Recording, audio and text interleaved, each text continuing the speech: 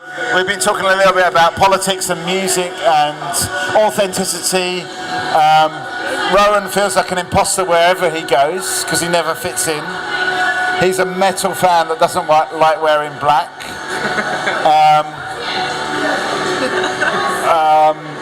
Kath is an alternative music aficionado who likes Beyonce and Rihanna. And I'm just a guy that doesn't care about music at all. Okay. And so, my name's Mikey. What's your name? My name's Paul. And David. David, welcome. So, I mean, is there any of that makes sense to you? Or do you? Yeah, I guess. Yeah.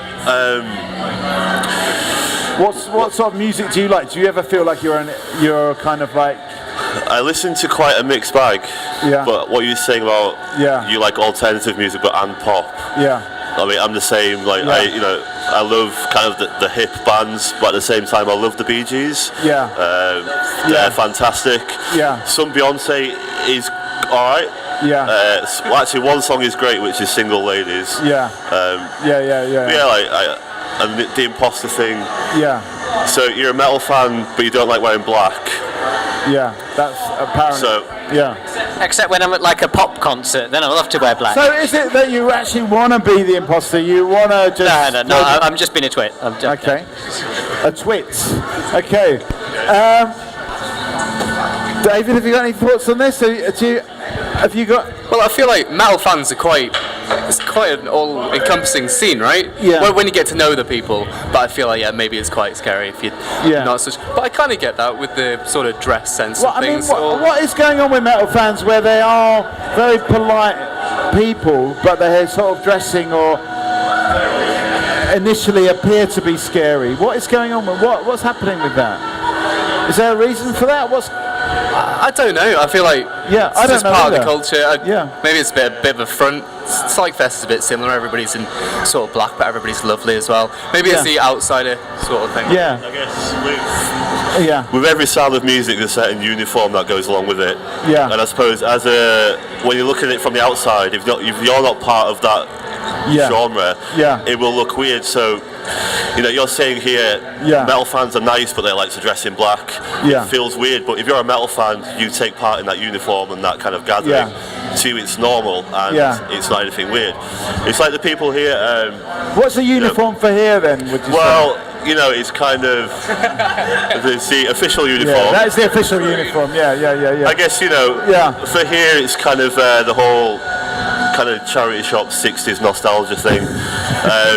But again, if you brought like average Joe in here, you might look around and think, oh, what are all these fucking hippies doing? But when you're actually here, it is just a collection of people who like the same music, and there's nothing weird about the uniform. It exists with every style of music, Is that truly as a uniform?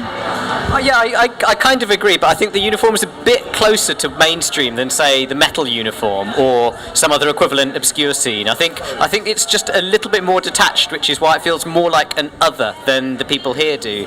Because I think most people could just sort of instantly relate to people here and their tastes as well. Whereas I think with metal, it's just perhaps it's trying to be different. I think that might be the difference. Like, people here aren't trying to stand out. They're just doing what they do. Whereas I think, I mean, I'm just kind of like generalising, but it feels like there's more intention behind the fashion in a way. Yeah. We've got a new face to the table. Hello. I'm back. Thank you for coming back. Hello.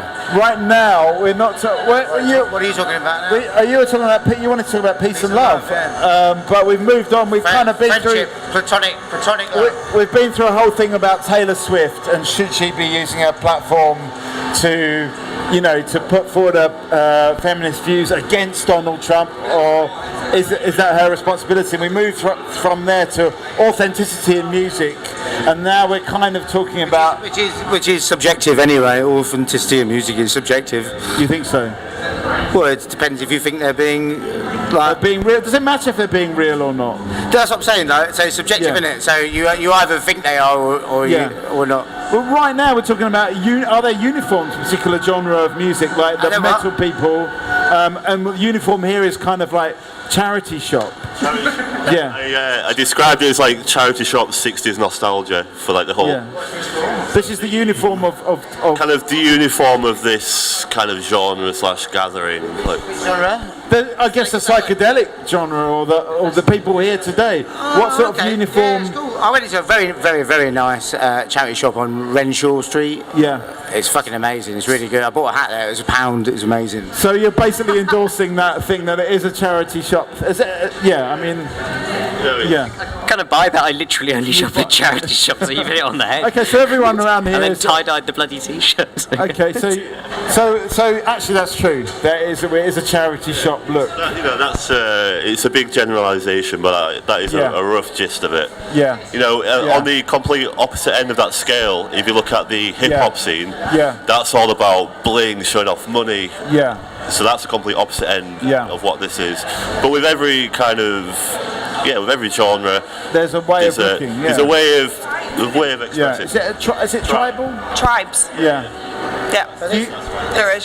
There was a really, really bad BBC mini-series based on music tribes that used like a youth culture that basically picked different teenagers who like different types of music and categorized them based on in a tribe sense. And there was a really bad one that was like, my name is Kath and I'm an indie. Right. And it was just painful. And it was like, kind of like about 10 years ago, so it was when emo was a thing as well. Yeah. But it wasn't emo as in like emotional kind of music, kind of. It was when they had that. I remember singer-songwriters. It was like My Chemical Romance, kind of Fall Out Boy stuff like that. So it's like and it was just painful. It's just absolutely painful, but it's so important, especially when you're a teenager, that you dress the same as people that you have things in common with, and it helps you identify people that you want to be friends with as well. And I think that's the same. It doesn't change when you get older either. I disagree. I think it's changing now. I think I grew up in the mid '90s. I was like Oasis boy, proper fucking indie kid, and you had a uniform then. What was the Oasis uniform? Oh mate, anything with a fucking label on it, wasn't it? Wankers. What a bunch of wankers we were. But it's funny. Like now it's at the moment we're like part of the Brixton windmill scene, and it's an amazing thing. There's lots of different genres of music coming out of there. There's childhood, meat raffle, fat whites, but there's no fucking uniform, man. Everyone just goes down there, listens to good music, which is great fucking thing. Yeah. It's so you can identify with anybody. You don't have to wear that uniform to go, you're into this same kind of music. Do you know what I mean? It can be suits and girls. It's brilliant. That's what music should be about, and that's what a scene should be about. So you're not defined by what you wear. So we've actually lost that sense of uniform now, and actually, is that diminishing? Have we lost that sense of like identity through what we wear? Come and have a seat. Come and get involved in this. What's that? Just lost them, just do. What did he say? Come and have a seat. Have a seat. Have a seat. Yeah. Okay, David, give us a final thought before you go. I think it still remains quite a lot. I think it's easier to fit in, isn't it, I suppose? Yeah. You can still spot somebody and sort of more or less work out what genre of music they're into. You can tell who they are by what they wear. Yeah, a bit. Still do it, yeah. Okay, so we've got a new face at the table. Maybe it's time to a quick round of names. Thank you. So what's your name? Gary. Gary. 1R. Gary, yeah. And what is it again? Dan. Yeah. And I'm Mikey. We've got Rowan over there. This is Talkaoke. It's a pop-up talk. So come and get involved. Come and have a seat. We got Gary. We got Dan. The chat dude is quite nice. What's your name? Leopold. That's a nice name. Thank you.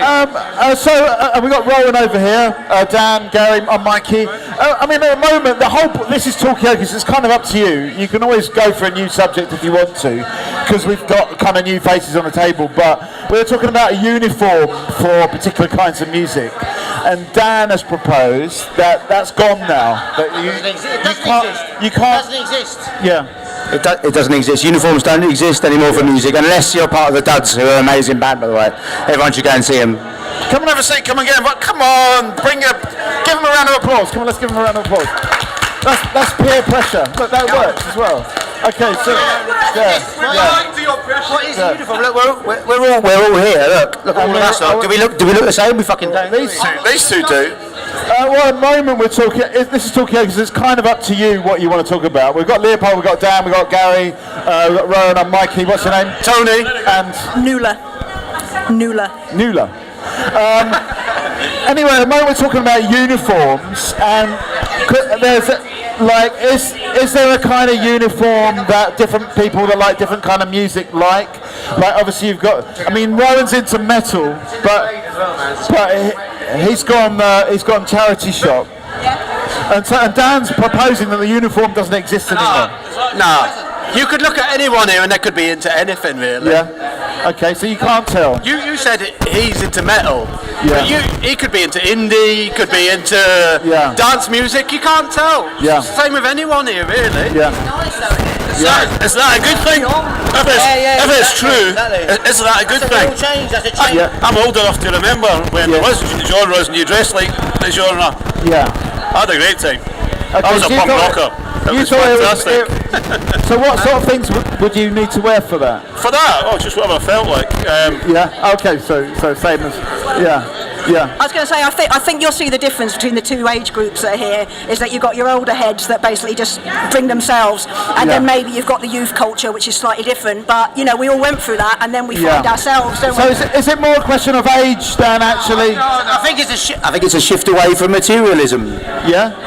Okay. Because in the mid '90s, everyone was obsessed by labels and all this kind of bullshit, and people did. No matter how much you hated it, all the scene, it was fucking labels. Whereas now you don't want labels. You don't want a fucking badge. I don't want a badge. I think a lot of people nowadays don't want to be pigeonholed, do they? I hate it when people go blah blah. Here's your comfortable clothes, your uniform, and your pigeonhole. No, I don't want that. I want to be looked at as an individual. Do you agree with Dan that it's a shift? Is it a shift from materialism? Let's hope so. Yeah, definitely. Yeah. Well, I'm of a certain age where when I was younger, like, you know, I was kind of into punk, although I also liked a bit of Petula Clark and Cilla Black and stuff like that as well. But I would never admit that to my mates. But I kind of dressed like punk because that's what all my mates were. And then if you came across a bunch of like mods coming down the street, you'd kind of either cross over because you didn't want an altercation simply because they looked different to us. Right. But nowadays, I think everyone just wears what the bloody hell they want to wear. You miss that though? That sort Not really. No, because there is no. I mean, I don't give it. I mean, I look like this, and I don't care because I dress what I want to dress like. Yeah. I was a tragic goth when I was, you know, in the mid '80s, and I went out and started going to gigs and stuff, and you just basically get to the point where you're like, I can't be arsed. I just want to be myself. I want to enjoy myself rather than preening. You know what I mean? So just stop the preening shit. You go out now to gigs and nightclubs. Well, nightclubs are different. We won't even go there. We'll talk about that in a minute. But you go to gigs and people are genuinely happy. People are fucking dancing, which you don't. You know, there aren't as many haters. There still are in London because they're always fucking haters. Well, don't fucking dance. I've paid you fucking 20 quid to come and see this fucking gig. So you think actually we're actually evolving and we're getting more happy and we're actually less? I don't think we're getting happy, but we're starting to understand. Yeah. Okay. What do other people think? Are we evolving? Are we getting happier? Are we actually starting to lose this? No, we're all eating pills. We what? We're all taking pills. No, that kind. We're not taking medication. How many people? We're getting happier. Oh, yeah. It's everywhere. Yeah. So I don't know if it makes people happier. Especially young people. Yeah. Is that a fault of the medical profession? Because nowadays you go there and they want to put you on these things before you know what I mean? Yeah. They're too quick to prescribe them. Yeah. So is it okay? Are we over medicated? Come and have a seat. Kids, they're given Ritalin and all that sort of stuff really early. That's how they're pushing it on here. Okay. Are we over medicated? Are we not allowing ourselves to be? Everybody's turning around when you say, are you over medicated? Come and take a seat. Come and take a seat. Yeah, there's a lot of self-medication going on. Self-medication, yeah. Yeah. I think Ryan's about to self-medicate me a beer, aren't you? Yeah, that sounds good. Yeah. Oh, good. I mean, do we? Maybe it's just that's what we want. We want all this. We want things in our bodies. You know what I mean? Do we want things in our bodies? Do we? Well, I don't know. That's a loaded question. Yeah. Yeah. Go down any avenue. I personally am very, very medicated. Prescription medication because I've got my back is shot to shit. But a good side effect is you get a little bit of alcohol and then it releases inhibitions and then I'm happy. But it's a smile on my face and actually my pain goes away. And so I'm going to enjoy myself. Medication is good. Well, yeah. If I didn't have it, I wouldn't even be here. I wouldn't even out walk. So it works for me. Okay. I think self-medication has a place in society as well. Yeah. I think there are certain things which the government think are particularly bad for us, which are actually quite good. So, I mean, and as long as it's taken in moderation, as with anything like alcohol, cigarettes, it's okay. Happy fucking days. Yeah. What's that new? Like all mammals like being off their tits, basically. Is it a mammalian thing? I think it is, because cows and sheep will find the thing that makes them off their head. What about mollusks? Well, I'm sure they do as well, but I don't.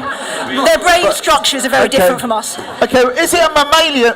Is it a mammalian thing to be off your face? That's what Newler's saying. Is it something that all mammals? Come on, have a seat. Come on. We'll do this. Give them a round of applause. Okay. Yeah. So sorry, I spilled some water there. So be careful. It's a mammal thing. They love being off their tits. Okay. Is it a mammalian thing? That's what Newler's proposing. That it's about. It's mammalian. Mammals love being off their tits. You look at a cat, you look at a dog.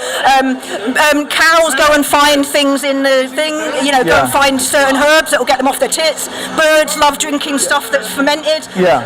It's mad. Okay. So this is Talkaoke Pop-Up Talk Show. We've got Leopold, we've got Dan, we've got Gary, we've got Tony, we've got Newler, and Mikey. What's your name? Cat. And Alex. That's what I'm talking about at the moment. If you've got a view on it, please do attract my attention. I mean, have you got a view on it? Do you think that it's just a natural thing to want to? What's your name, pal? Mikey. Yeah. Hello, Mikey. Hello. Hello, Mikey. Is it a natural thing to want to get to a different space, a different headspace, to get off your tits, as Newler says? What do you think, Mikey? What do you think? I think so, yeah. I'd agree. Yeah. It doesn't have to be artificial. It could be naturally or artificial. What would be a natural way of getting off your tits? Just seeing projections. Just like... Yeah. See... Endorphins, all these things that are natural get you off your tits. That's why people go running for ridiculous, and they get addicted to the high that they get off that. So it is like a human, it's all the different things. Serotonin, dopamine, all these different things. Shagging, everything. It's all about getting into altered states. That's why cocaine is so addictive. It's the dopamine. It's the natural fucking thing. Cocaine and chocolate is a terribly addictive cocktail. So be warned, kids. So we got a new face. What's your name? Hi, Tom. Tom. Give us a final thought. have a great time, guys. Okay. Are you going to get off your face now? He's on his way. Okay. So we're talking basically. We've got a new face over here. Tom, you're going to come around. So at the moment we're talking about Newler's proposed that it's just, somehow we always want to get into a different space, a different headspace, off our tits. Technically off our tits. I mean, why is that? Why are we seeking to do that? I suppose is a good question. In all the different ways, be it through running, through chocolate, through cocaine. You look at a lot of the great art, literature, like Victorian times, they were all taking opium, eating hash, writing Alice in Wonderland, blah, blah, blah, blah. You could go back, it's controversial, but religion might even have been founded on, what I mean, on people off the... It's in our genes. We want to get high, and we want to replicate the feeling of when we went hunting, when we did things, and that is the feeling that we want to replicate, and we can do it via the medium of synthesized. So we can do it in so many different ways, in a way. Mikey, I've got a question for you, right? Yeah. So what kind of personal headspace are you in that you can remember everyone's names from just instantly Unless It's just being in the moment, you know. Because I meet someone and I've forgotten their name within like 30 seconds. Yeah. You know what? It's just being in the moment, because that's what I'm doing. You know, I'm just engaging, interacting with people. So you know, then you're in. Back in 24 hours and see if you 24 hours and no chance. No chance. I won't remember next. I remember today, but not tomorrow. Yeah, exactly. That's a given. That's a given. Anyway, let's bring in Tom to this. It is Tom, isn't it? Yeah. That man's been doing it since the dawn of time. Yeah, but why? What's the purpose of it? Because we can. Yeah? Because we can. Yeah. That's the reason. Because it's there. There's that theory, isn't there? The stoned ape. They reckon that we're all apes, and but the difference between the Homo sapien or whatever, they took drugs and evolved beyond. Okay, so it wasn't just the stone tools; it's also the stone's appearance. Well, some would say the altered state led us to a higher consciousness. Okay. Yeah. self-awareness that comes through. How did we find out about all these wonderful mushrooms that we can take? Someone must have taken them in the first place to find out they're okay, and then go, oh, hang on a sec, that's quite nice. I'm sure it was someone like you, Dan, that just went for it. Don't cast aspersions, it's terrible. On the contrary. If anyone wants the answer to this, they should read a book called Out of It. Called what? Out of It. Out of It. This answers all those questions. Oh, really? Yeah. And tell us a little about this book, Out of It. It's basically a volume that studies man's journey to getting completely off his head. Right. Whatever means necessary. Did it start off with mushrooms, as Dan proposed, or did it? It takes you right the way back to the ancient Egyptians. You can find these things in fossils, you know, in encampments. And Are we kind of denying how important that was to our evolution, that sense of being out of it? Because from what you're saying, you're sort of suggesting that it's been an important part of our development. You look at a lot of tribal cultures, and they're still doing that thing where they have the move into manhood is going off taking a load of ridiculous drugs, and if you come out the other side of it, therefore you're an adult because you've expanded your mind, and that's, I think, has been quite the norm within cultures, whether it's mushrooms or peyote or whatever it is, people do it. Right. So it's almost a lager. Yeah. Okay. Leopold, have you got a view on this? Do you think that it's a kind of almost hidden strand to our history that we've become who we are because of our wanting to get out of it? Yeah, quite possibly. I mean, if you look back over time, I mean, people like Sherlock Holmes, I know he was fictional, but he was like based on what was happening around about the time. I mean, that, you know, to go to an opium den and get spaced out, that was acceptable. That's what everyone did, and it was only in the last sort of like 50 odd years or so that stuff like that's been like, oh no, that's not good. We'll make that illegal. Why has people it become have been doing this for like thousands of years? Why has it become such a? I mean, obviously not around this table, but why has it become such a kind of taboo to be out of it? Control, in it, basically. Social control. People don't like it when. I don't think tokens. What's that? Have you got your tokens? Well, have you lost your tokens? No, I misunderstood the token system. It's not one token per drink. It's like each drink is about 6 or 7 tokens. No way. What the fuck is the half token? No way. Yeah. Okay. So she's gone and poured us drinks, but I haven't got enough tokens. So, all right. Okay. No, it'll take you 5 tokens to get anything worth having. I had no idea about. Come and have a seat on the table of chat. We're talking about getting. Come and have a seat. We need your input. We need your input. We have got Tom, we've got Nuno, we've got Tony, we have got Gary and Dan and Leopold and I'm Mikey. At the moment we're talking about how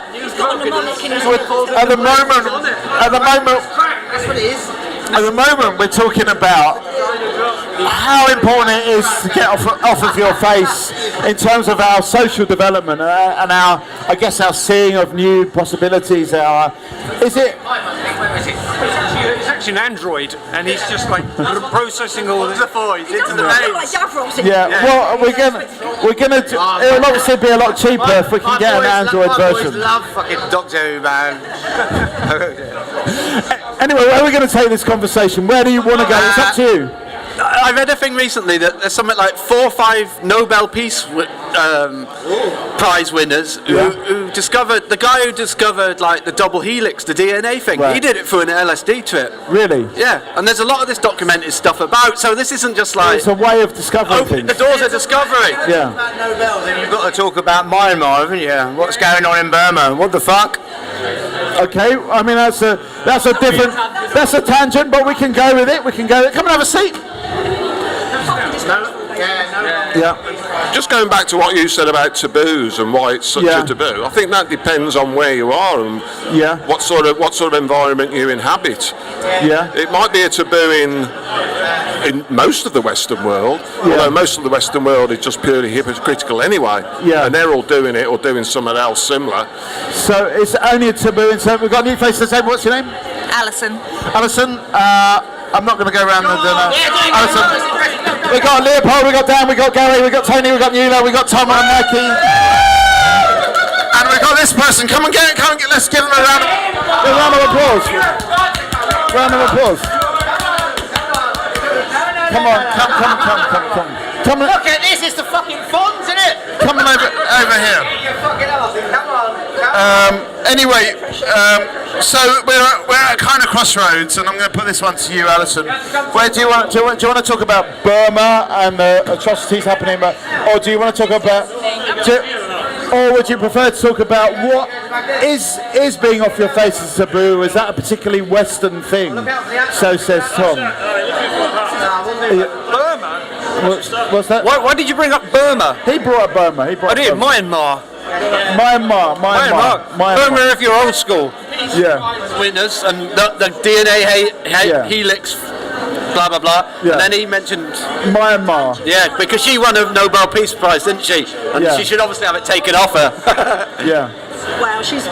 Okay, I mean we can move on to the Peace Prize thing if you want to. And who's won it? Is that going to bring it all down? Is that going to bring down the? That's going to make us miserable. The current craze for kids loving unicorns. It's a real thing. Kids love unicorns. They're beautiful, aren't they? My kids love unicorns. Now it feels like you're kind of trying to cover up the whole Myanmar thing. You kind of feel like whatever her name is, Ansun. Yeah. Pretty depressing, isn't it? Because basically you've got someone who knows what it's like to be oppressed, who's basically turning her back on the oppressed, and that's about as low as you can get, really. Yeah. But I can also see that her hands are tied by the military government and whatever. So it's a bit of a bummer. To worry about. Who gives a shit about all that? Conversation into a political conversation. Yeah. Well, I mean, is there a place for psychedelics in politics? Maybe we could then marry the two subjects. Whatever Boris Johnson's on, man, I really want some. Fucking hell. Okay. I'm going to go, but I've got one thing to say. Burmese have got the best cats. Right. Behind the baldy cats, the Sphinx cats. That's my understanding of Burma, is they just have the best looking cats. Okay, they've got the best cats. Yeah, there you go. Yeah. Yes, I'm kind of like trying to bring it all back up a little again. Okay, we're here all day, or we're not quite here all day, but we're here for another few hours. So thank you. Nice to meet you. Hopefully see you again. So where are we going to go with this? What's that? I'm going to go watch Magnetics. Dan, thank you. Oh no, we're going to go see Letitia Sadler. Okay. I wanted to see Letitia Sadler, but sadly I'm stuck here in this hole. Yeah, it's you and me. But we've got to come and have a seat. Okay. Guys, before you go, give us a final thought before you go. Come on, have a seat. Give us a final thought. Yeah, let's batter people to death with like Psych LPs or something. I think that's the only way Psychedelia is ever going to like finish off some of these people. Okay. A bombardment of Psychedelia. Come on, come here. I'd just like everyone to be nice to each other and share the love. Peace, everybody. Have a great festival. Thank you. Okay, so we've got some new faces to Talkaoke, or maybe not so new. So we've got Tom, what's your name? Rob. And Nick. And we've got Rowan. And some expensive beer. Oh, is that the cheap one? Yeah. Okay. So anyway, so we've had quite a sort of like we've had just a bit of a change around now. This is Talkaoke. You've been here before. Where were you? Talkaoke. Do you know Sally Lowell? Yes. Yeah, I'm her partner. Oh, okay. So we've bumped into you before somewhere. I can't remember where exactly. It could have been anywhere. It could have been. Yeah, she says, "Oh, I know that guy." I went, and so we went and spoke to you. Okay, well, thanks for coming to sit down. We've had quite a hectic session. There's been, obviously we're here at the Liverpool Psychedelic Festival, so there's going to be a lot of conversation about that sense of. Come and sit down. Yes. What's that? Later. Okay. There's been quite a lot of conversation about that sense of, why we feel the need to go into a different headspace and what that brings to us as individuals, but also as a civilization. Because people were saying, apparently we've discovered so many things through that voyage of discovery. So that's what we've been talking about just now. But the point of Talkaoke is you can talk about whatever you want to talk about. And this man's going to come and join in. So, did you hear all of that? No. Okay. Yes. Tracy, Denise's ex. How you doing? You alright? Yeah, yes. Yes. You're going to come. Oh, yeah. Okay. Fair enough. Anyway. Come and have a seat. Anyway, so we don't really have a subject as yet. We've got this thing about the kind of let's say the voyage of discovery that psychedelics brings us on. Are we denying that is part of our culture? That's what we're talking about now. But let's talk about whatever really you want to talk about. We're not allowed to actually bring psychedelics to this festival. Really? I don't think so. You're not allowed to bring psychedelics to a psychedelic festival? Yeah, I think they search you for them on the door, don't they? Really? Yeah. Well, they didn't search me, but I thought that was that we were supposed to. Okay, is that because you look safe? I maybe just nonchalance. I don't know. The nonchalance is the greatest way to carry psychedelics. And we didn't get names. Did we get your name? What's your name? Steve. And Simon. Simon, we got Tom, and what was it again? Rob. And Nick. Yeah. I'm Rowan over here, and my name's Mikey.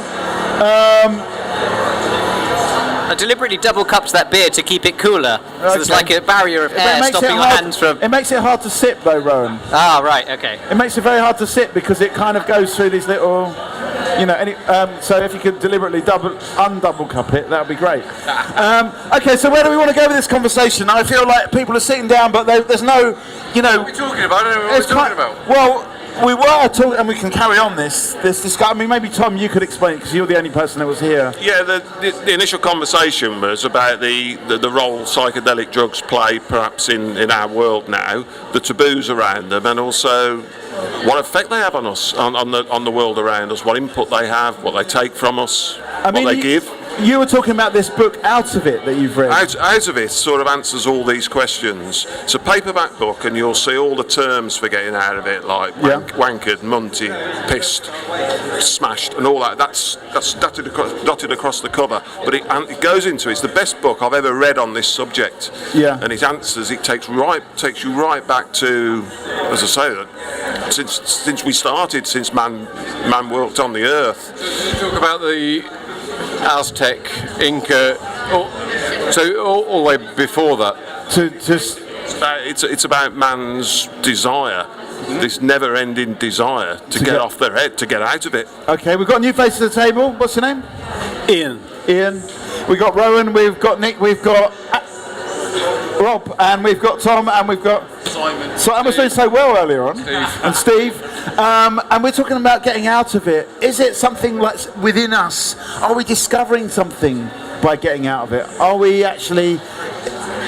What's that? Are we being televised? Yes, you are. Oh, okay, I thought yes, we were. and you're going to be on this channel. I won't put it in the puddle of water.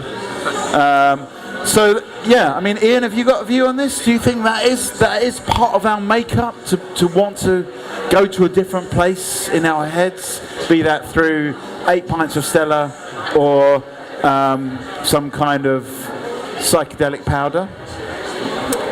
Probably. I don't know. I mean, I don't know whether it's part. It must be part of our makeup because. Yeah. Why else would we do it? Why would we enjoy getting? Why would anybody enjoy having a drink? Because we're effectively poisoning ourselves, aren't we? Yeah. Why are we doing it? Have we got a new face to say? What's your name? Alice. Alice. Come and sit down as well. Come and join. Maybe Ian, if you move up one that way, then these two can sit next to each other. What's your name? Jamie. Jamie. I mean, why are we toxifying ourselves? Is there a reason? Is it just what we do? Are we discovering something? Earlier on, someone was saying something about apparently the structure of DNA was envisaged through an acid trip. Are we discovering something, or is it just more basic than that? That's the difference, isn't it? What you were talking about it's not necessarily getting out of your head. It's the path to enlightenment, as they call it, isn't it? You know, from ancient civilizations, that they're trying to find something else, not just getting mashed. Yeah. They were trying to find answers to the things they didn't understand. You know, they got no other way of. But it's someone that's trying to. There's also a social aspect to it, isn't there? We're social animals. We come together and we do certain things. You know, in a pub, you socialise by drinking beer. Perhaps at a music festival, not necessarily this one, but other ones, you may do it by getting completely off your head on other substances. But isn't it a human nature to experiment, though? Yeah. So it's more a general experimentation. Well, each individual's got to find themselves. What do you experiment? I've experimented, and I still am, but I would never say I was abusing or misusing. What's been your finest experiment to date? A mescaline trip, basically. Oh, really? Okay. Yeah. There's a difference between having a drink and trying to look further and taking other substances. But I would say, because lots of people relax and are able to socialise feel more comfortable in a social environment. We've all got to escape. We have our mundane lives, which if it was just 9 to 5 every single minute, you've got to have that escapism, whether it be music, whether it be film, whether it, okay, so it's an escape. Yeah. I was going to say I don't like the term poisoning for one thing, but I also think that people like to play with time. I think time has been thrust upon us, and we haven't had a lot of a choice by it at all. Yeah. And I think people want to free themselves from that pattern. So you go out of time when in many different ways, and I don't necessarily think you have to be high to remove yourself from time or to place yourself. I've not heard that before, this time element. That actually, are we almost enslaved? I think that's what you're saying by this kind. I don't like the word enslaved either. Okay, you don't. There's a lot of words you don't like. I don't like the word poison or enslaved. Yeah. Well, I know, but we've only just started. Okay, so but I guess we're traps. Is that all right? Traps? No. What is going on with time then? You tell me a word. That's how it's supposed to work. Isn't it? Is it a pressure, a time pressure? I think it's a structure. Right. And I think it's a pattern, which I think the reason why a lot of people relate to psychedelia is because it's built on different patterns and patterns that you can connect to in your brain as well. So it's maybe a different kind of sense of time, perhaps. Yeah, just playing with structures and, emancipating patterns. Multiple stimuli. Whether it be vocal, whether it be visual, you have that stimulus. And there are certain structures in today's life or our everyday life that are just so mundane in that you don't have those other unrestrictions. Let's call it that. Yeah. Okay. Have you got anything to add to this? I'm just enjoying listening at the moment. But, okay, well, that's a good thing, Jamie works on the Large Hadron Collider at CERN. Oh, really? So he should be able to chip in. I mean, because we were talking earlier on about how the scientists that discovered DNA took acid. I mean, do you ever use psychedelics for physical discovery? Oh, we've got a question here as well. Well, Sorry, I was going to say that story comes up a lot. It's slightly apocryphal.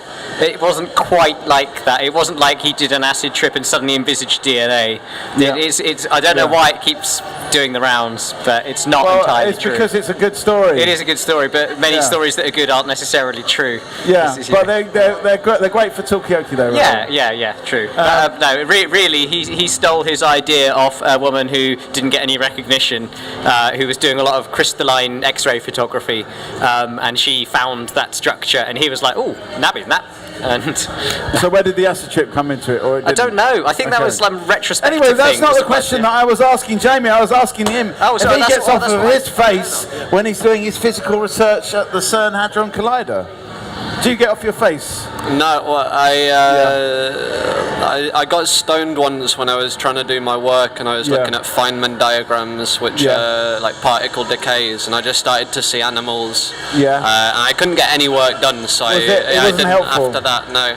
No. I have friends who take acid at the LHC. Do you think it's helpful to them? Maybe not for their work, but maybe it's more that sense of escape. It's discovery and self-discovery. It's up to that individual, whatever limits they put on themselves or not. Yeah. I think. I think so. Are you a scientist as well? No, I'm not. Okay. Any other scientists around the table? You're a scientist? Can I ask Jamie, what detector do you work? Do you work on one of the detectors? On the Alice detector. Yeah. The Alice detector. Do you know Harry Cliff? I just wondered. Yeah. Well, I thought he worked on Alice as well. He's based in Cambridge. Anyway, I feel like this is just curious. Just curious. Really niche. Yeah, it's a bit niche, a bit of a niche discussion, really. So, where are we going to take? Maybe we're going to track this person. He definitely doesn't want to get involved, but these people do. Hello, this is Talkaoke. Come and have a seat. Good. What are we talking about? Well, actually, we're having quite an interesting conversation. So we've got. Well, what's the conversation about? Well, it's kind of range from. Hi, Raisa. Mikey. Hello. And what's your name? My name's Ian. What is it? Ian. Ian. So we've got. What was it again? Why my name wasn't on the microphone? Because you came a bit. You came in a bit too quick. That's the only thing. Okay, so what we're talking about right now is this question about escape or psychedelics, discovery. Why do human beings want to get to that different space? Because they don't know what the space out there now. If you do know, you don't want to escape. Okay, so if you know your current reality, you don't want to get. If you knew your life really good, you don't need to escape. But people want to because they are all blind about what's going on in their life. So they want to go to the other direction. Yeah. To make answer that they can answer themselves in their real life. Okay, so we don't. Are you saying we don't actually need any of this kind of psychedelics, any of these stimulants? I think it's just a matter of just finding yourself your way. You don't need all of that. Okay. No, it's fun, but it's not something that's going to try to let you find yourself, I think. Because what Alice is saying over here is that this is Alice, we need to. So what is it? Ian, Rice, Simon. Sorry, someone else. I've got Simon sort of. And we've got Alice. We have got another Ian over here. We've got Jamie. We've got Rowan. And at the moment. You sell some stuff today at the record merch. They need you. Yeah, maybe. What we're selling is ideas, and the great thing is, we're not selling my ideas. We're selling your ideas. See you soon. Give us a final thought, Simon, before you go. It's been very interesting. I'm probably going to come back. Okay. Nice to meet you. Okay, well, we're here all day. So basically what Alice was saying is that we're kind of trapped, not trapped, that's the wrong word, we're kind of structured into a kind of time, a time rhythm that we don't necessarily feel comfortable in. And some of these ways of getting out there is about escaping time. Psychologists through NHS. Say that again? You don't need anything psychedelic. You can get a free psychologist on NHS. Okay. I mean, that helps. Yeah. If you're frustrated, you can do it. Yeah, but I mean, what about this question about time? Do you feel, what's the word? Not trapped. I'm thinking. Patterned. Do you feel impatterned by time? No, it doesn't exist time. Time It's something that you give it a name. Like we decided today is Friday, but no one tells you that today was Friday, right? Okay. What are any thoughts on this side of the table? I mean, if time doesn't exist, then every time you drop something, how can we know it's going to fall afterwards? It does feel like there's something there. I feel like discussions about time become very semantic very quickly. Like that it doesn't exist. It's like, well... Okay. It's an interesting question in physics is that no one knows why time should flow forwards. Okay. And not backwards. So are you agreeing with Racer that actually time maybe doesn't exist? Well, no, because it does flow forwards, and we can measure it. Okay, so it does exist. Time exists. Time exists, but the measurement of time can vary. Right, your perception of time can vary. Okay. We're talking about time. Time is a... If you start talking... Time! What was it? Time is some sort of a... It's like a pillow, isn't it? It's like a what? A pillow. A pillow. What do you do with a pillow? He's an artist, please allow What do you do with a pillow? You put it under your neck, under your head to comfort yourself, you know, but it could be as well good without it, you know, at the same time. Some people sleep with a pillow, some people sleep without a pillow. So I guess... Give us a final thought. Simon, it was great. I love Misha, so you should talk for everybody. Yeah. No, so we're talking about time. This is a good concept. That time is time a pillow. That's what we're talking about at the moment. What time is time a feeling? A pillow. Pillow. Come on. We've got what's it again? What's your name? Mircha. Yeah. We got Mircha. We got Alice. We got Jamie. We got Ian. We got Rowan. What's your name? Dan. So basically, Mircha has said that time is a pillow. That it's something that we could possibly sleep without. Is it something that? And over here we've got Jamie. He's some kind of physicist. Yeah. We don't know what type yet. Are you off, Ian? I'll be back though. I want to see Letitia. So give us a final thought for this session. Time. What?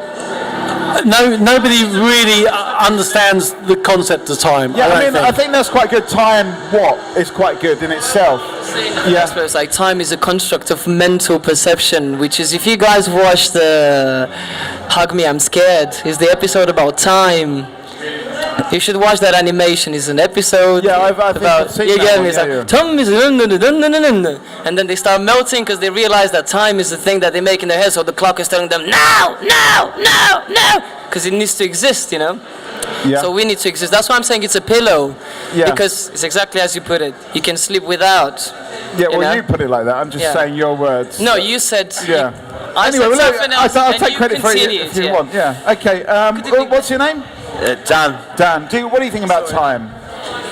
Do you agree with Milcher that it's a pillow? Is it something we could do without? Is it? End up kicking me out. It'd be nice not to live in there just as if it's just a measurement. It's like, we've got to get it'd be nice to just do our own thing and forget about time. But then it ties in with routine, doesn't it? It's like routine. Is that what it is? Yeah. Do you know what? I think routine is also important for survival in some cases. Yeah. But not. There's something about cyclical time that's a bit of a pain in the arse. Really? Yeah. Always remind. I mean, you can say you want to free yourself from time as much as you want. Time doesn't exist, but you're always reminded by it. So the sun goes up and the sun goes down. You have to sleep after a certain amount of time. You get older. You're always reminded. Dracula evades daylight. Okay. I mean, isn't it just an opposite kind of rhythm that he's in the night and not in the day? Yeah. I want to add to what you said about, You have a sip. You grow old, you experience, the routine and all that stuff. Kind of forgot my idea, but can you please remind me? You said something interesting. You said something about how... You're always reminded. Yeah. it's like if you try to escape time, you're trying to escape your own mind, you know. That's what abstract art tries to do. It tries to escape the human mind. So you can't really escape the human mind with the human mind, you know. You could probably escape the human mind if you had an alternative to put your mind into. So it's more of a kind of conceptual escape. That it's an escape that you can never quite manage. You can never quite. Come and have a seat. We're talking about time. Are you? He doesn't have time. He doesn't have time. Yeah. Yeah. So I could also recommend a very good animation by David Firth, if you know the guy that did Salad Things and so on, about time, which is an episode in which people sell their time for money. Yeah. And you should watch that one because it's got some very interesting things. Yeah, Hank. Yeah. Time is money, bastard. Yeah. Okay. I think, so people used to queue up in central London. Yeah. And they would pay a penny and they would be given the time. Right. But then, of course, as soon as they're given the time, that time is lost, is gone. Right. So it was hard to orient oneself in time. Yeah. But also, I think... When was that? That was before Greenwich, before all the clocks were synced, before Greenwich Mean Time. Right. And actually, in the UK, there was a radio program the other day saying, I think the UK only got like a standardised time, like when the rail network needed... they needed like, I don't know, there to be one time rather than like in every county they were off by like an hour or so. Right, I think. so you had kind of Lancashire time and Yorkshire time. I think people were arguing that there shouldn't be a central time because, you know, you should just kind of go when you want and It's very funny because what you're saying, it doesn't, you know, it's how humans come to invent something, and that invention in itself, which is, something transport, ends up dictating something, and then later on, generation after generation, we forget about these kind of things, you know, because that's one of the main things that the invention of the railway has actually changed about the world. That's why you have different time zones in order for all these people to be able to make business, in the right way. You get me? But the good thing about that is like you go somewhere else where it's earlier, so you get a bit technically you're a bit younger, traveling on the other side. So you can think about yourself when you're traveling on the other side of the world. You're traveling against time. You're traveling against your own age. You can go against time. Yes. Okay, so you can actually become a kind of time traveller. If not, invention. That's not invention. Planes. That's what they do. They allow us to time travel. So who said that time travel hasn't been invented? He doesn't. He's not looking in the right side. Okay, if you were going to time travel, would you go forwards in time or backwards in time? I'd rather stay. Yeah, you're going to stay where you are. Yeah, because I always have. I mean, it's a very complicated thing, like you got a chance. I mean, it's always like it's easy. You go ahead. Things are new all the time. Whatever. If you go backwards, you affect things. So that's what I'm thinking. Like the possibility of time traveling is a bit too complicated. In order, also, it's about how you transport material things into a concept that actually exists only in the human imagination. And when we're going to liberate ourselves from that very concept, that's when we're going to realize that there are loads of people that have been telling us the same thing for hundreds of years, but we're just not listening, because we're a bit like kettle, Okay, so we're talking about time travel. Milcher would rather just stay in one place, not in one place, move with the time, I suppose. I don't know what you're saying. I understand. I think a problem is that people want a spherical view of the world without actually. without. Is that what your flatmate told you? They want to go everywhere and they want to do everything, but they don't want the experience flattened into one thing. Right. They don't. They want this abstract view of time because they want freedom. Right. And they want to go everywhere and do everything, which of course you need to travel by plane to do and things like that. But then there's also this sense of dissatisfaction with this spherical view, because essentially if I want to go to Budapest tomorrow, I can go to Budapest, but really there's something about the constraints of time. Your ticket in advance and it'd be much cheaper. It would be much cheaper in advance. Absolutely, you're right. You're too good for me. But there is the point. The point still remains. The point is, there's something about time that pisses us off when we explore, and I don't know what it is. Yeah, I mean, it's a kind of time's double bind that we want to be simultaneous, but we want to be outside of time as well. Yeah, I think it's because there isn't enough time. Like, the world is so enormous, even without getting off our planet, that there's not enough time to do everything and see everything. I want to read every book and see every film, but that's more than a human lifetime's worth of stuff. But I would also say, if you are where you are, you don't need any time. So, sorry, what was your name? Mitcha. Mitcha said... Mitcha says, I don't want to go forward or backwards, I want to be where I am. So there's also this sense that if you are where you are, then you've got enough time because you're just there. Okay, so it's in a way it's about not wanting to go anywhere, or not being happy, being in your time, I suppose. Not making any plans, just... Okay, you can't make plans like that. Well, then what about the disassociation of time, you know, when time goes faster, time goes slower, when you know,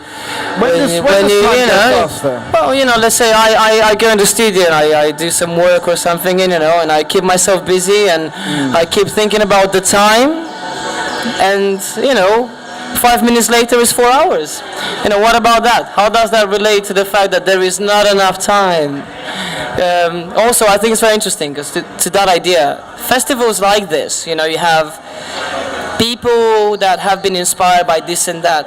All the art installations that you see in here, everything, this recycling, this continuous recycling that, for example, a thing like European Union has managed to bring a bit forward because of the circulation of people from one country to the other.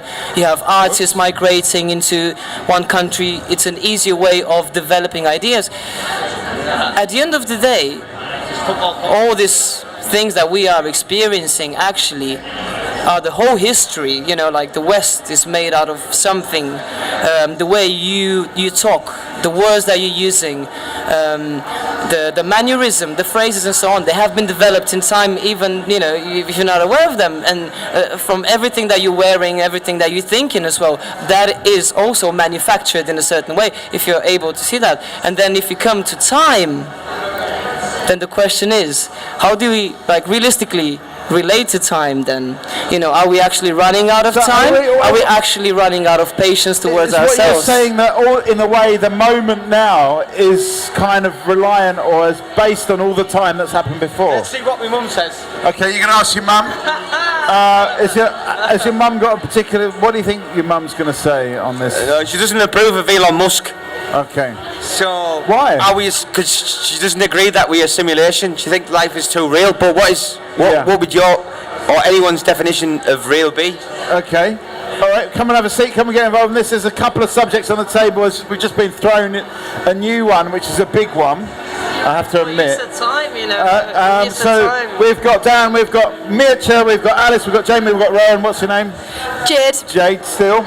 Well, there's a couple of subjects on the table. One is about this question of time. I don't know if she believe me. Actually, she might just think I'm on drugs if I start rambling on the phone. Okay. Well, I mean... That I guess, you know, like if you're... if you want, I can talk to her. That's another You want to talk to her? I don't mind talking to her, yeah. Well, what should I ask her? What do you think of time? The question at hand. What do you think of time, Mum? Or Judith, as you probably call her. Judith, okay. We're getting her. Okay, so we'll ring Judith and Can we at least get her on Skype so she can, like, join the table? She could be a little... It might No, she's not that computer savvy, I don't think. Okay. She can barely use a phone, like. You can be a messenger, I guess. Okay, well, we'll just put the telephone to the microphone and we'll do it that way. Yeah, so time. Yeah, so I think it is just a human concept, you know, but we definitely need it. Like, nothing makes sense without it. Yeah. So. Why do we need it? To put structure into our days and routine. Like using... Is that structure got a double edge in a way? Like survival, and the brain needs something to concentrate on and to measure itself. Otherwise, you don't know what to do. Okay, so we're kind of lost without it, even though it... Come and have a seat, we're talking about time. Have you got the time to sit down? Speak to Mum. Okay, can you put it on speakerphone? No, there we go. do, but yeah, if it works. Hello, Judith. Hello? Where's the speaker? Yeah. Hello. Can you hear me? I cannot hear a thing. Oops. On the side. I cannot hear anything. I can just hear a lot of people talking in the background. Yeah. Is that better? Is that better? Yeah, that's better. Yeah. Okay. So I'm just here with Dan. We're actually on a talk show called Talkaoke, and Dan has elected to call you because we're talking about time, and we just want. Yeah, you're kind of like a phone a friend, although it's not likely to win any money.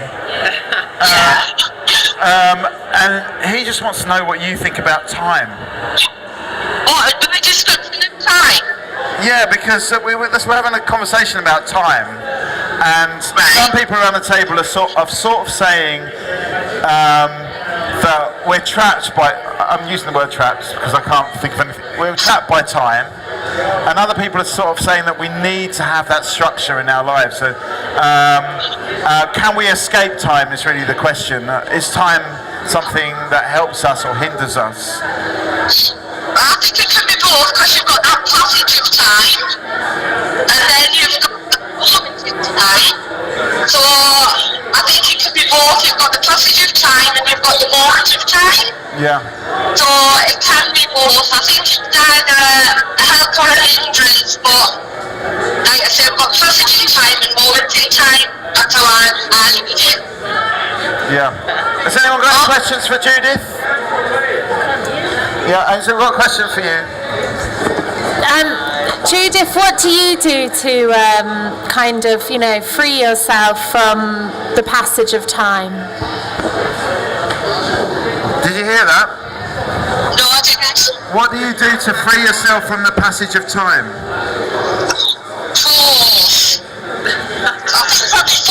Focus on the present. Focus on the what, sorry? Focus on the present. Focus on the present, okay. So, I mean, how do you focus on the present? Live in the now. How do you live in the now? Counting your nails. Look at them grow. Okay, that's a bit of a tough question, but thanks for participating. Okay. I'm going to pass you back to Dan. But thanks very much for your contribution. It's been very useful. Thank you. It's very sweet. Let's have a round of applause for Judith. Okay, so where do we go from here? I'm all right. Yeah. Whatever you want us to go. I guess whatever you want us to go. No, well, I mean, from my point of view, why I do this, it's all about discovering new people, new ideas, new thoughts, new insights. I've certainly got that today, but it means I can't say what I want because I want to discover, the combined thoughts. What is time for you? What is time for you in 2 words? Challenge. Challenge time. What is time for you? Describe the topic in 2 words from a personal perspective. TikTok. Yeah. There we are. That's the most relevant, Yeah. It's here and then it's gone. Toilets downstairs. Give us a final thought. You can come back. Biscuits. Okay, so at the moment we're talking Dan. We've lost a Dan. We've gained a Dan. Hey dude, how you doing, man? Back again. We're talking about time, and it's time. I thought we were talking about biscuits. Oh, No, okay. Sorry. We can talk about biscuits. I mean, are there any biscuits that are particularly good at passing the time? Disco biscuits. Disco biscuits. Yeah. What is disco biscuits? Yeah. Is it? Hobnobs. Hobnobs. Yeah. Pill, isn't it? Is it a pill? Ecstasy. Oh. Is that called a disco biscuit? That is a disco biscuit. Oh, there's something. I felt like I just discovered the world. Yeah, that's not what we call it in Hackney. But anyway. That's because you're all posh cunts in Hackney. Motherfucker. Yeah. Something that's connected to the disco biscuit. Yeah.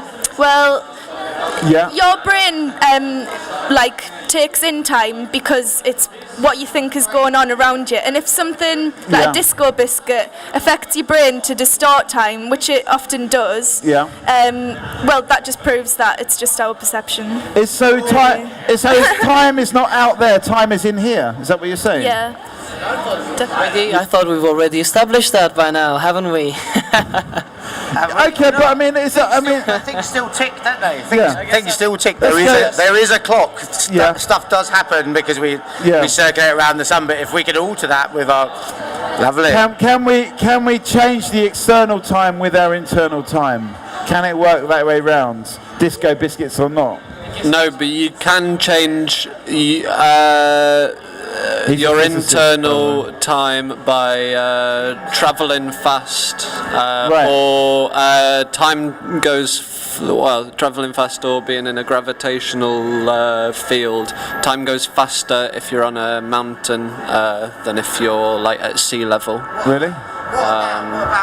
What about a dream though? So like you have a dream will last in real time 10 seconds, but it could last for a day in your head. So is that not altering time in your head? I completely agree. Okay, what about in dreams? What about in dreams where you...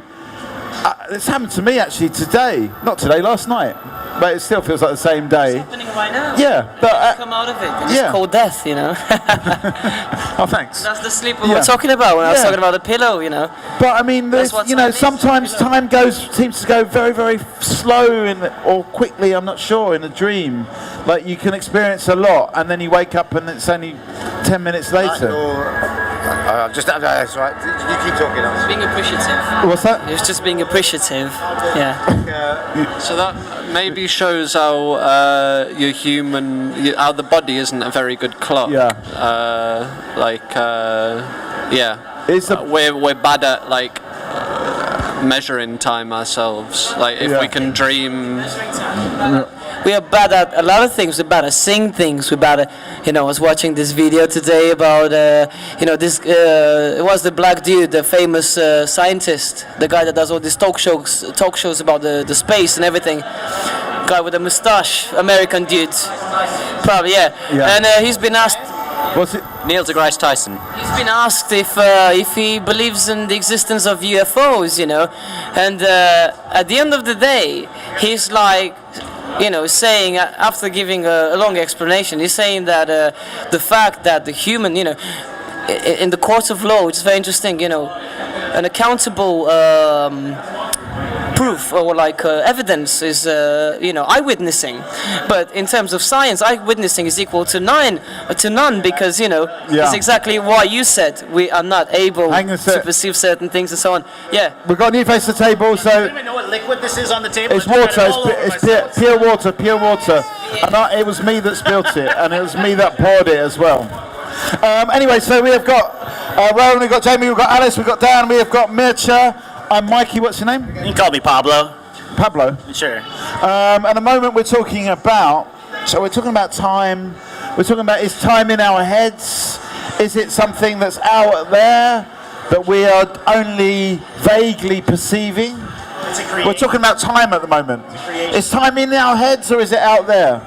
Something we're only vaguely perceiving. You're saying it's a creation? It's a total illusion. It's something that we've created in order to try to narrow down our consciousness into the finite. Right. But it's a total illusion. It's something that's human created. So it's a way of narrowing down, maybe a way of focusing our consciousness. Perhaps. Yeah. I mean, I think if you think of time in the ultimate abstract, my assumptions might be wrong. But in the way we think of a clock. And weeks and the calendar and all this stuff. It's a human creation to try to control and to try to get us all to agree to stuff. Because I was even telling my son, he's 7, and he says, "Well, how do we know what time it is?" I was like, "Well, we don't really. We all kind of sort of agree that this is the time, and there's one clock. We say that's the time. Yeah. And that's how we sort of make sense of the world. So in a way, we're all kind of like bowing down to the central time. Yeah, that's why I say fuck the calendar. Give us a final thought.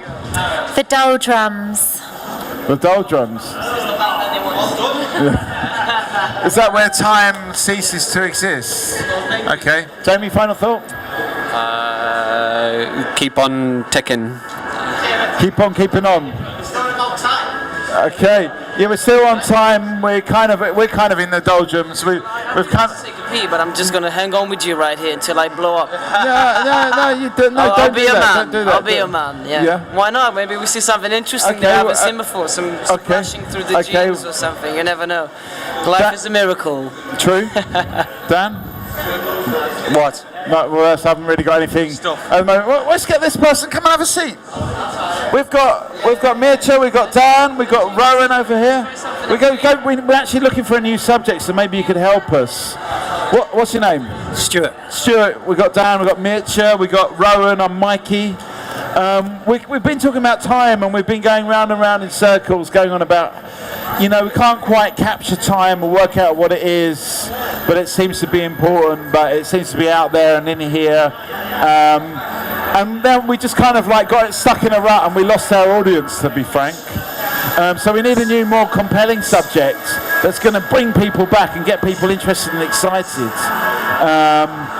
More worthwhile later on. Yeah. You think the time thing came out a bit early for me. Early days, yeah. Well, that's it. We need maybe a more early days kind of conversation. What's that? I don't think you want that on tape, do you? What I'm going to say next. I got a priority. It's called natural... well, I got to pee, basically. Yeah, okay. All right, fair enough. That's good. But we thought we need a new subject. We desperately need a new subject. Time, maybe... Charisma. Creation and charisma.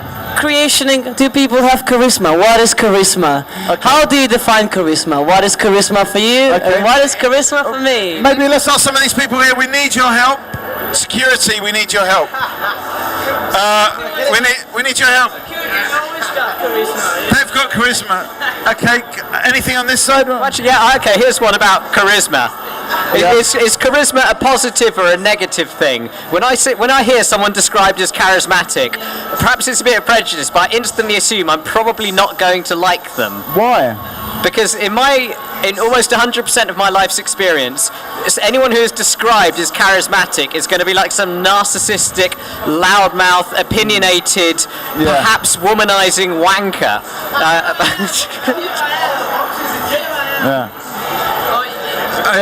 It's interesting that we're sitting at opposite poles as well. It's like North Pole, South Pole. Yeah. But the South Pole, even though in the South is warmer, the South Pole is it actually colder than the North Pole? I mean, there we go. Do you see yourself as a charismatic individual? No, but a lot of people said I am charismatic. Okay. I would like to say thanks to my mum and my family. Have you got a mini jack to normal jack? In the back. Have you? In the back. Yeah, in a minute. I was just. Get it. No, I'll take over. You go get it. Okay, all right.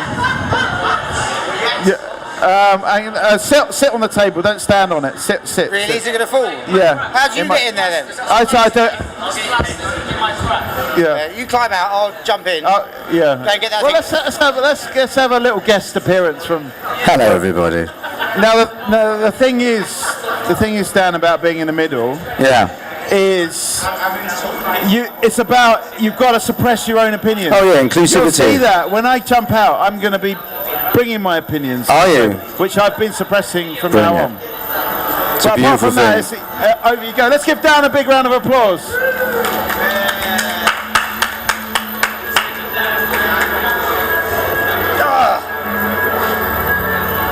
Crikey. Hello, everyone. Oh, this is nice. Hello. What's your name? Stuart. Hello, Stuart. It's a pressure thing, isn't it? Once you're in here, oh my God, you feel the limelight. You have to be a DJ person and talk all the time. Yeah. You're gonna be charismatic. I can't be charismatic. It's not in my nature. There we go. What's this for? Do I have to do both of these? Go find it quickly, please. Now. What were we talking about? I know, I just got it. Have you? Ah, fantastic. How is it? How is your Psych Fest going so far? I just got here, like wandering around, checking it out. Have you seen anyone good yet? So I'm looking for weed. Anybody got any weed? Has anyone got any ganja? I don't think this is what we're supposed to be talking about, but hey, there we are. Look at the man. Honestly, I'm struggling here. I really can't do this. I can talk, but I can't talk any sense. All right, maybe it's time. Well, it was a good go. It was short but sweet. Let's give Dan a big round of applause again.